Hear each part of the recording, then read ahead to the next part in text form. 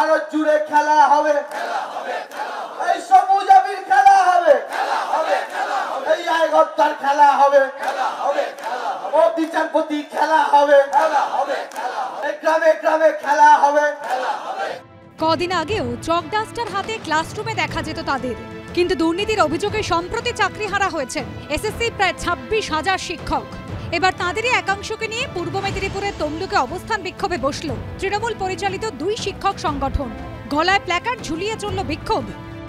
সম্প্রতি কলকাতা হাইকোর্টের ডিভিশন বেঞ্চের নির্দেশে চাকরিচ্যুত হয়েছেন প্রায় 26,000 এসএসসির বিভিন্ন স্তরের শিক্ষক শিক্ষিকারা।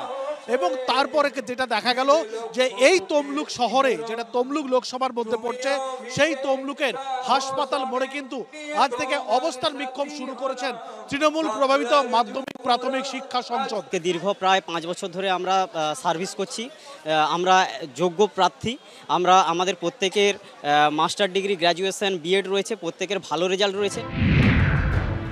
26,000 ছেলেমেয়ের মোটামুটি চাকরি বাতিলের দিকে গেছে। সেই সমস্ত শিক্ষক শিক্ষিকাদের আমরা পাশে এসে দাঁড়িয়েছি। আমাদের সংগঠনের তরফ থেকে তৃণমূল প্রাথমিক শিক্ষক, তৃণমূল মাধ্যমিক শিক্ষক সমিতির সংগঠনের তরফ থেকে আমরা তাদের পাশে এসে দাঁড়িয়েছি। আগামী দিনে আমরা তাদের জন্য, তাদের হয়ে লড়াই সংগ্রাম চালিয়ে যাব। আমরা অবস্থান বিক্ষোভ লাগাতার চালিয়ে যাব যতক্ষণ না সুপ্রিম কোর্ট থেকে একটা ব্যবস্থা আসবে।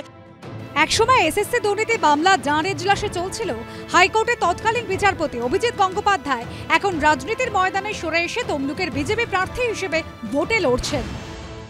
কালকে এই মামলায় সুপ্রিম কোর্ট স্থগিতাদেশ দিতেও পারে, নাও দিতে পারে।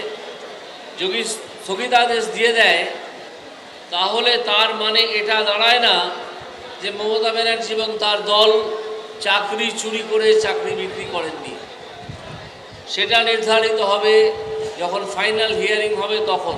কলকাতার হাইকোর্টের বিচার ব্যবস্থার মধ্যে সবথেকে যদি বড় অপদার্থ এবং কুলাঙ্গার বিচারপতি হয়ে থাকে আমাদের অভিজিৎ গঙ্গোপাধ্যায়, সবথেকে বড় কুলাঙ্গার বিচার ব্যবস্থা।